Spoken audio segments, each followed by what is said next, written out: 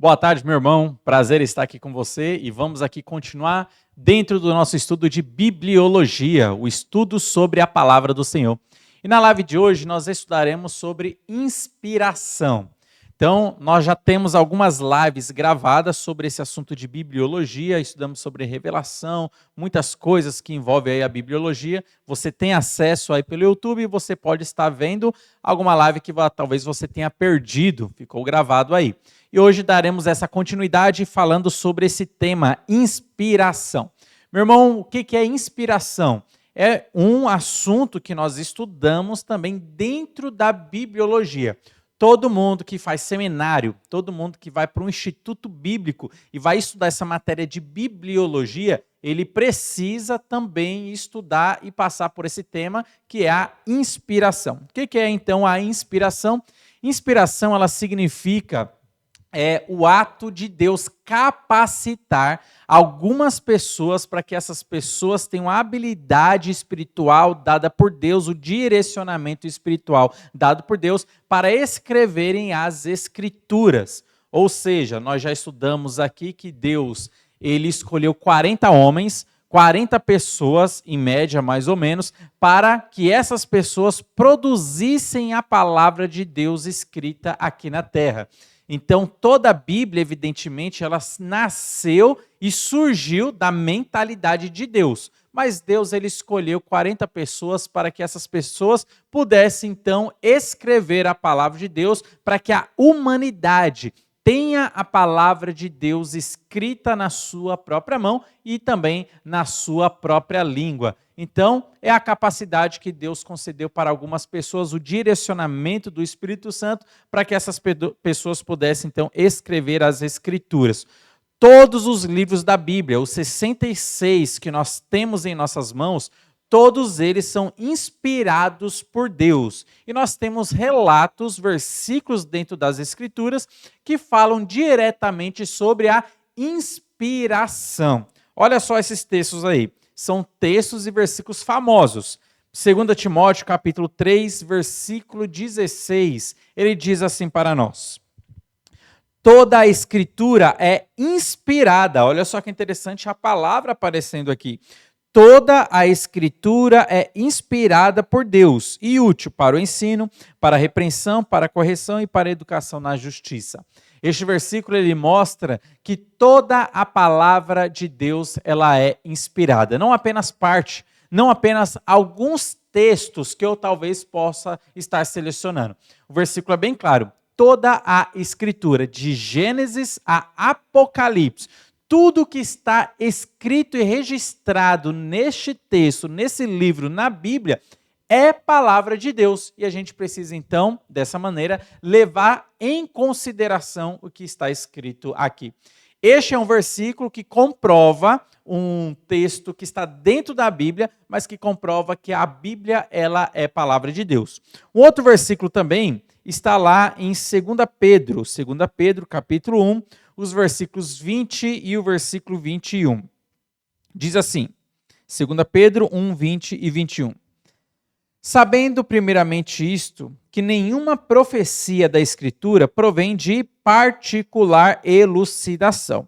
Porque nunca jamais qualquer profecia foi dada por vontade humana. Entretanto, homens santos falaram da parte de Deus, movidos pelo Espírito Santo. Então note que o versículo está dizendo que a Bíblia ela não foi produzida pela mentalidade humana, pelo querer humano, pela vontade humana. Ninguém acordou em certo dia e falou, eu vou escrever um livro magnífico. Não foi dessa maneira. O versículo está falando que tudo que eles escreveram foi da vontade de Deus. Como que eles escreveram essas coisas que são da vontade de Deus? Movidos pelo Espírito Santo. O Espírito Santo estava ali direcionando, o Espírito Santo estava supervisionando, o Espírito Santo estava atuante nestes homens que foram escolhidos por Deus para produzirem a palavra de Deus, produzirem a Bíblia. Isso é, meus irmãos, inspiração. Então, a palavra em si, inspiração, significa jogar o ar para dentro. Nós temos a respiração, expirar, jogar para fora, e inspirar seria jogar o ar para dentro. Qual que seria a ideia para ficar algo esclarecido para a gente? A ideia seria mais ou menos isso. Deus, ele soprou e o homem escolhido, ele inspirou essa habilidade, capacidade, esse trabalhar do Espírito Santo dentro dele, e ele teve então a capacidade de escrever as Escrituras. Ele teve ali o direcionamento para escrever as Escrituras. Ele recebeu então essa função, esse trabalho, esse ofício de Deus, e ele então teve essa capacidade de escrever as Escrituras. Nisso nós temos pessoas diversificadas dentro da sua cultura, dentro da sua habilidade, dentro da sua capacidade intelectual. Nós temos Lucas,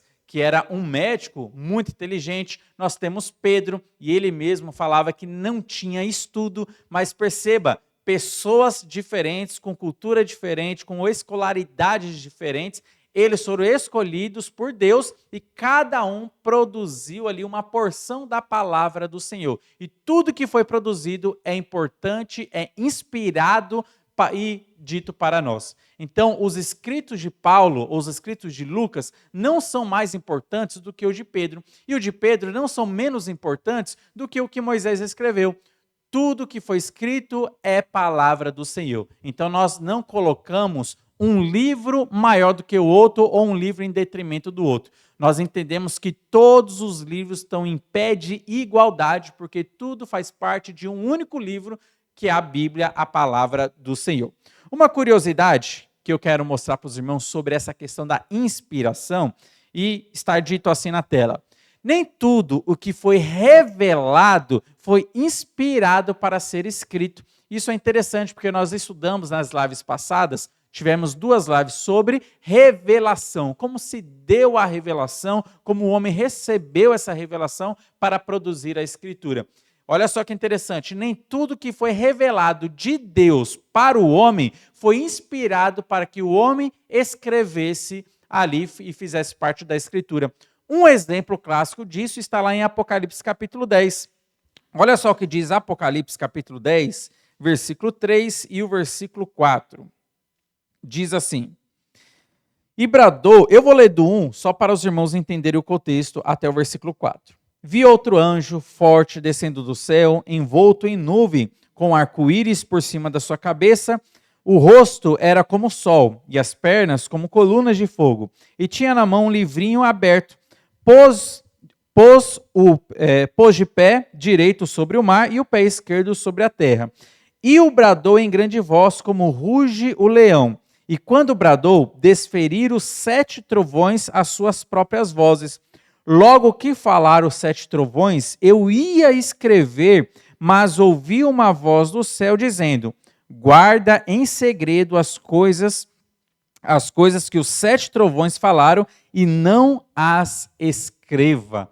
Olha só que interessante. Foi revelado uma mensagem para João que estava na ilha de Patmos, produzindo ali o livro de Apocalipse, tudo que ele estava recebendo como revelação futura, a mensagem escatológica, tudo aquilo que ele estava vendo, ouvindo, presenciando ali, ele estava registrando. E ele ouviu aquelas vozes, aqueles 7 trovões dizendo, ele entendeu aquela mensagem, ele ia escrever para que essa mensagem também estivesse contida dentro do livro de Apocalipse. Só que daí, antes dele escrever, outra voz veio do céu dizendo: não escreva, guarde essa mensagem para você.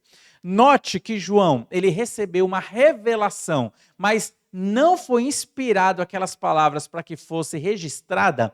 Isso é interessante para a gente saber que nem tudo o que foi revelado, de fato, foi inspirado para ser escrito. Aqui nós temos esse registro clássico também.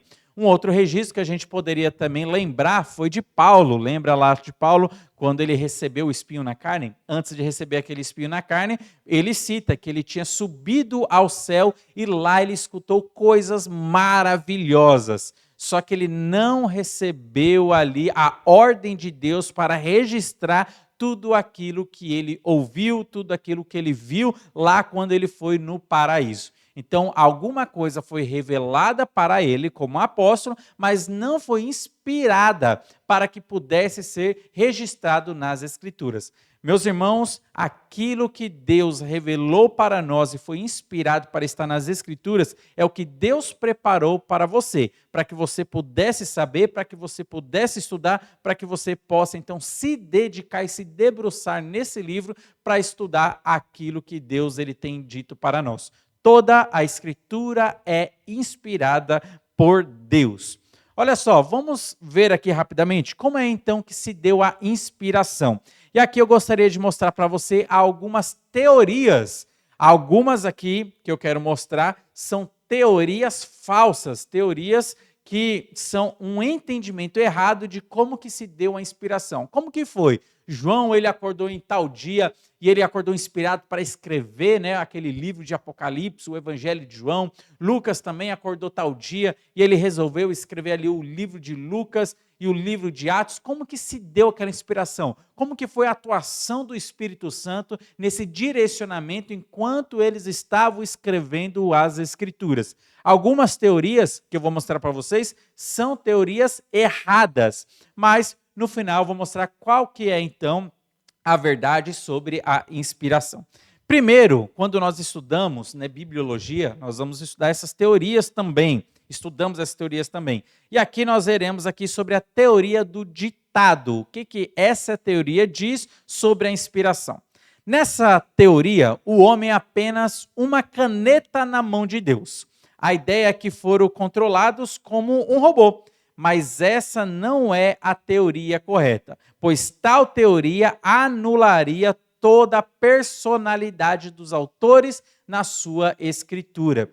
Então note como essa teoria, a teoria do ditado, não é a teoria correta. Eles ensinam que o homem foi simplesmente um robô, um fantoche na mão de Deus. E Deus foi ditando as palavras e o homem foi escrevendo. Então Deus foi ditando para Paulo e Paulo foi escrevendo lá a carta aos Romanos. Deus foi ditando para Lucas e Lucas foi então escrevendo o livro de Atos. Deus foi ditando para João e João foi escrevendo.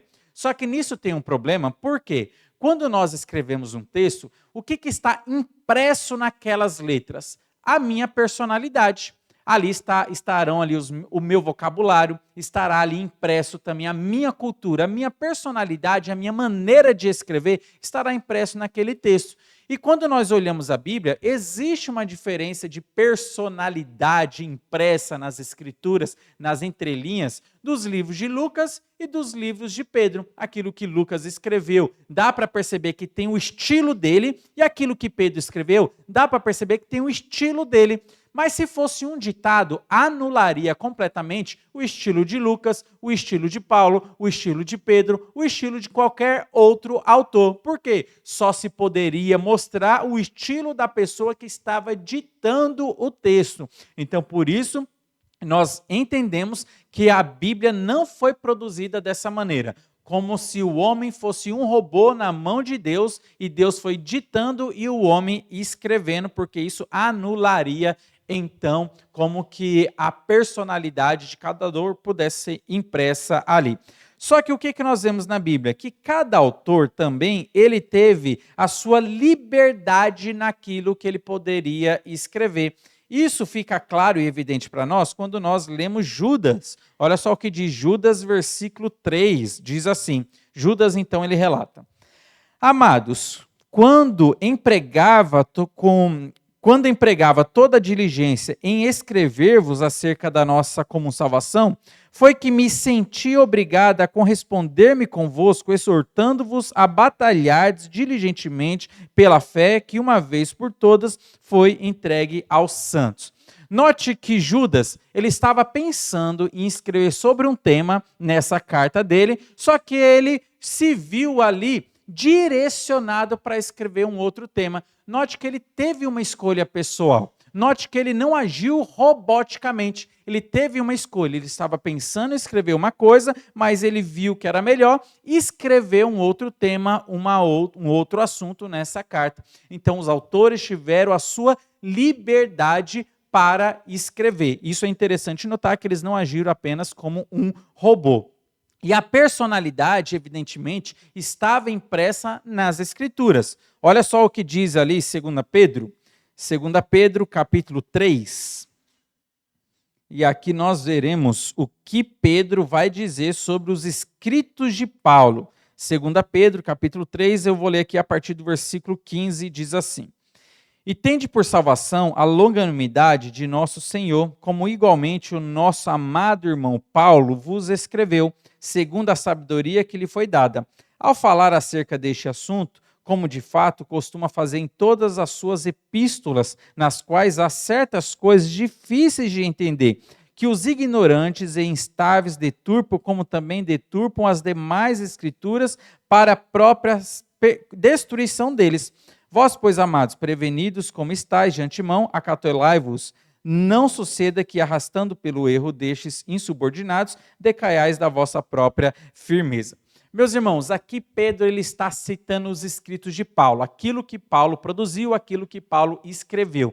E ele fala sobre a personalidade de Paulo, a maneira de Paulo escrever, que os escritos de Paulo, como a maioria dos seus escritos, Paulo escreve coisas difíceis de serem entendidas.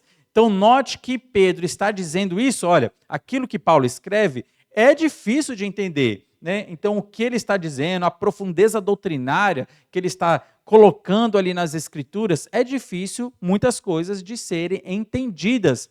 Note nisso que a personalidade, o estilo de cada autor está preservado. Isso prova que Deus não ditou a Bíblia e eles foram escrevendo palavra por palavra daquilo que Deus foi ditando. Eles não agiram como um robô. Então, a teoria do ditado não é uma teoria correta. Uma outra teoria é a teoria da inspiração parcial. O que ela diz?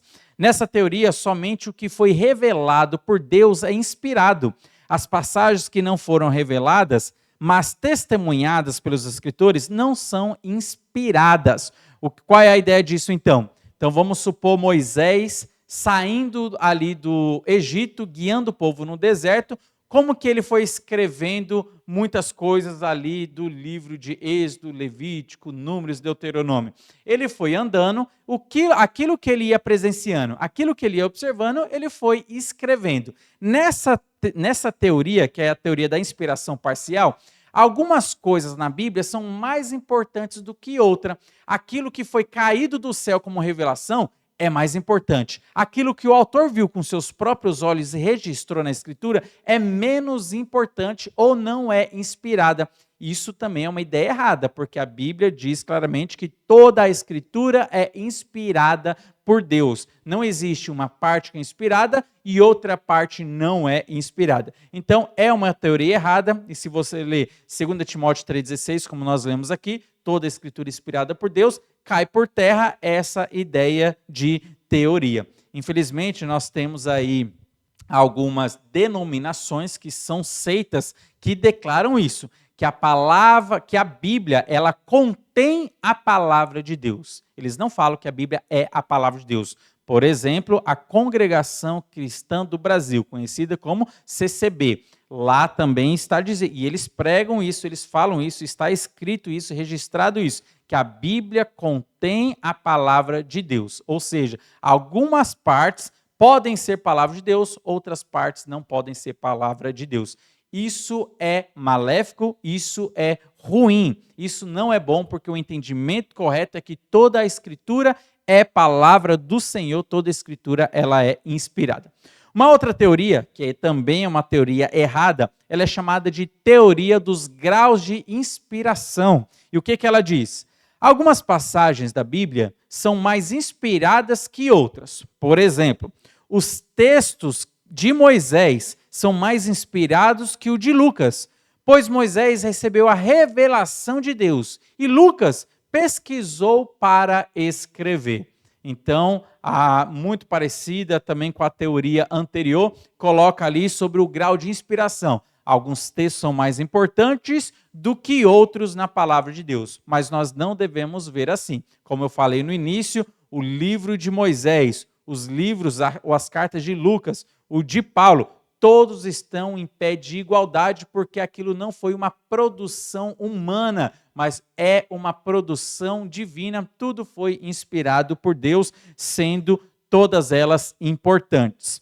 E também veremos aqui uma outra teoria, que é também chamada de teoria da inspiração natural. É uma outra teoria errada também. O que essa teoria diz? A teoria da inspiração natural, ela diz o seguinte: Deus não guiou ninguém, mas alguns homens, por capacidade própria, escreveram os livros. Deus achou tudo formidável e assinou embaixo como sendo seu.